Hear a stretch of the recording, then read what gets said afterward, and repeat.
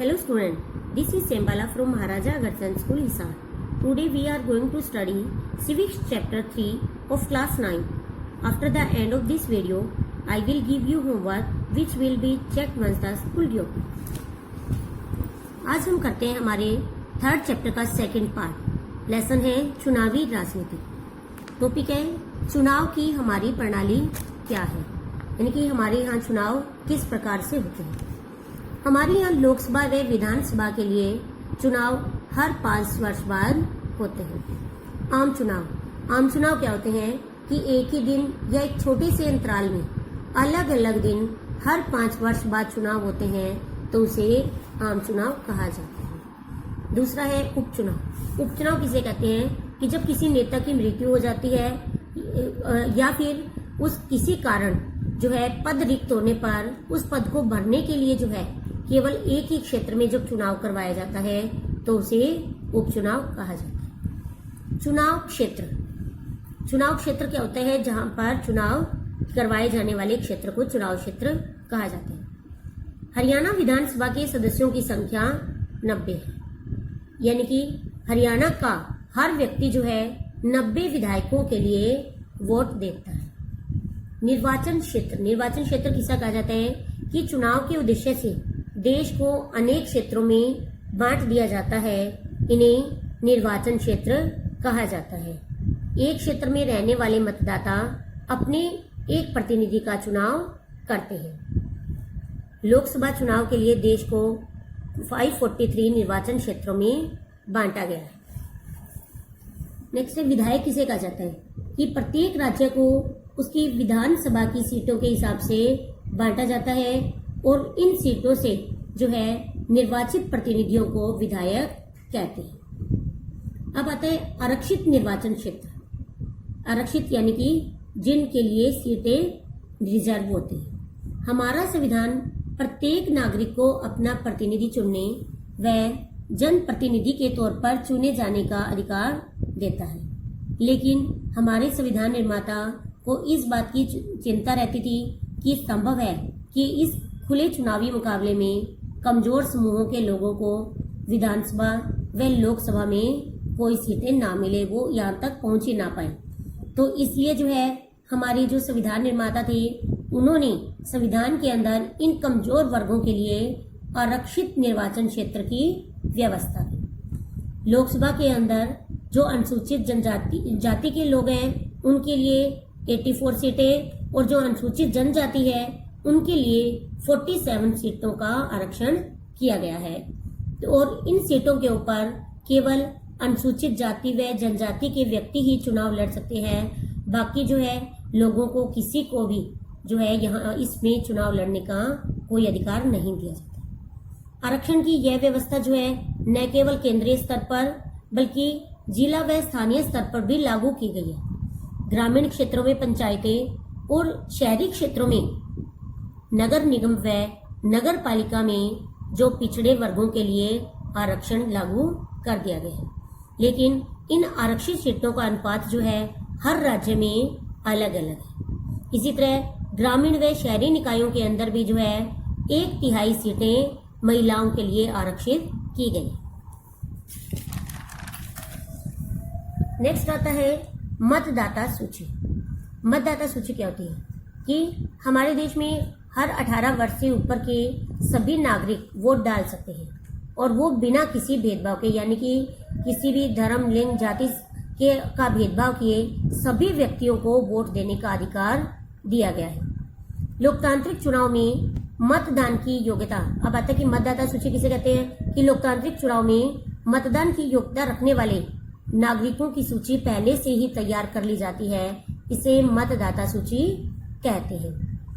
हर अगले चुनाव में, यानी कि हर 5 साल बाद जब चुनाव होते हैं तो उस मतदाता सूची को सुधारा जाता है, क्योंकि 5 साल के अंदर बहुत से लोग जो है मतदाता बनने की उम्र तक आ जाते हैं और बहुत से लोग ऐसे होते हैं जो या तो गांव शहर छोड़कर चले जाते हैं या जिनकी मृत्यु हो जाती है, उनके नाम उस मतदाता सूची से काट दिए जाते हैं। उसके बाद होता है उम्मीदवारों का नामांकन यानी नाम दर्ज करवाना। हमारे देश में वोट देने की आयु है 18 वर्ष। लेकिन उम्मीदवार बनने के लिए न्यूनतम आयु 25 वर्ष निर्धारित की गई है।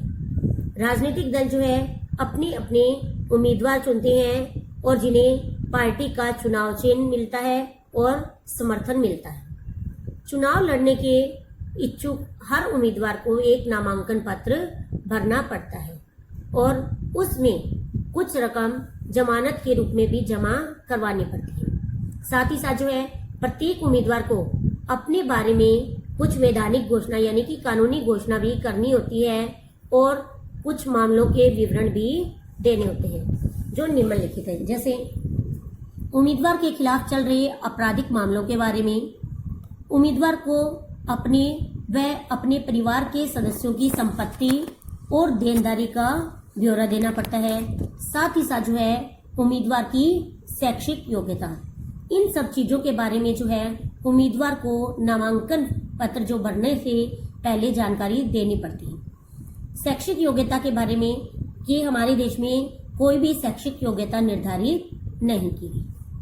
चुनाव अभियान ये जो है हमारे देश में उम्मीदवारों की अंतिम सूची की घोषणा होने और मतदान की तारीख के बीच में जो है आमतौर पर 2 सप्ताह का समय दिया जाता है और इस समय में उम्मीदवार जो है जो अपने मतदाता होते हैं उनसे संपर्क स्थापित करते हैं, जगह जगह भाषण देते हैं, रैलियां निकालते हैं और वोट हासिल करने का प्रयास करते हैं। इस चुनाव अभियान के दौरान राजनीतिक पार्टियां जो है लोगों का ध्यान कुछ बड़े मुद्दों पर केंद्रित करना चाहती है जिससे जो है वो अपनी पार्टी के वोट इकट्ठा करने में सक्षम हो सके। जैसे अनेक बार जो है कुछ नारों के जरिए भी लोग जो है चुनाव हासिल जो है मत हासिल करने की कोशिश करते हैं। जैसे 1971 के लोकसभा चुनाव में कांग्रेस पार्टी ने गरीबी हटाओ का नारा दिया था। उस समय जो है कांग्रेस पार्टी के अंदर जो मुखिया थी इंदिरा गांधी के नेतृत्व में कांग्रेस पार्टी कार्य कर रही थी। इसके कारण जो है गरीबी हटाओ के नारे से उनको चुनाव में सफलता मिली।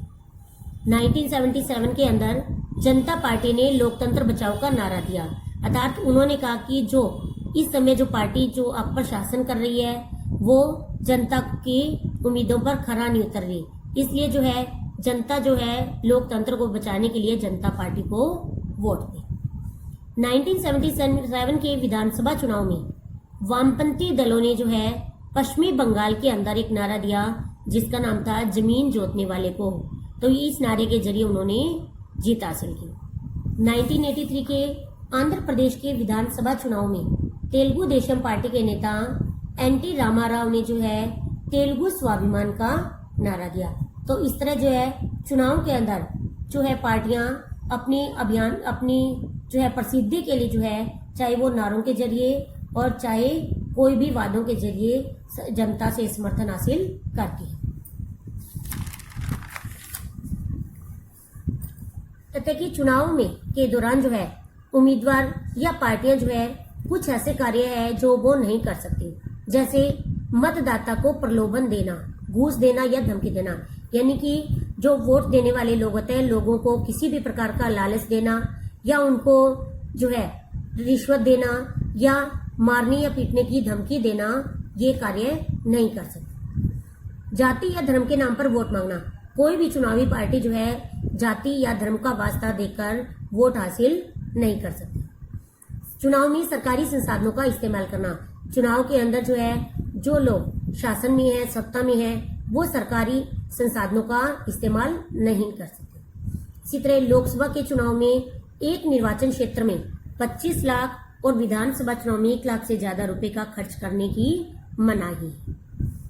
इसके बाद नेक्स्ट आता है कि आचार संहिता लागू होने के बाद उम्मीदवारों को और पार्टियों को ये सब करने के लिए मनाही है, यानी कि ये सब कार्य वो नहीं कर सकते। चुनाव प्रचार के लिए किसी भी धर्मस्थल का प्रयोग, यानी कि कोई भी पार्टी जो है अपने चुनाव प्रचार के लिए किसी धार्मिक स्थल का प्रयोग नहीं कर सकती। दूसरा, सरकारी वाहन व विमान या अधिकारियों का चुनाव के अंदर उपयोग नहीं कर सकते। नेक्स्ट है कि चुनावों की अधिघोषणा हो जाने के बाद किसी बड़ी योजना का शिलान्यास, यानी कि कोई भी बड़े बड़े कोई भी जो है शिलान्यास करना यानी उद्घाटन नहीं कर सकती। इसी तरह जो है कोई बड़े नीतिगत फैसले नहीं ले सकती और जनता को कोई भी बड़ी सुविधाएं देने का आश्वासन नहीं दे सकती। एक ये अभी हमने पढ़ा कि आचार संहिता लागू। आचार संहिता क्या होती है? आचार संहिता होती है कि चुनाव के समय पार्टियों व उम्मीदवारों के द्वारा माने जाने वाले कायदे कानून और दिशा निर्देशों को आचार संहिता कहा जाता है। ये था हमारा आज का लेसन। यहाँ तक के क्वेश्चन आप अच्छे से लर्न करेंगे और अपनी नोटबुक में राइट करेंगे।